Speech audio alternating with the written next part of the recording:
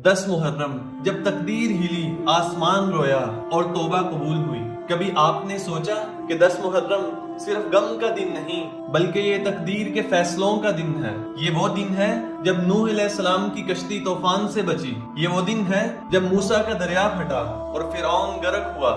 یہ وہ دن ہے جب آدم علیہ السلام کی توبہ قبول ہوئی اور یونس علیہ السلام مچھلی کے پیٹ سے نجات پا گئے۔ 10 محرم ایسا دن جب رحمت ببھر جاتی ہے اور غضب بھی قریب ہوتا ہے، اور قیامت بھی اسی دن قائم ہوگی۔ وہ دن جب زمین کانپے گی، جب سورج بے نور ہو جائے گا اور قبریں بول پڑیں گی۔ 10 محرم یہ اللہ رب العزت کا وہ دن ہے جس میں ہر وہ عمل جو سال بھر کیا یا تو قبول ہوتا ہے یا رد کر دیا جاتا ہے۔ کیا ہم نے بھی معافی مانگی؟ کیا ہم نے بھی بخشش کا دروازہ کھٹکھٹایا؟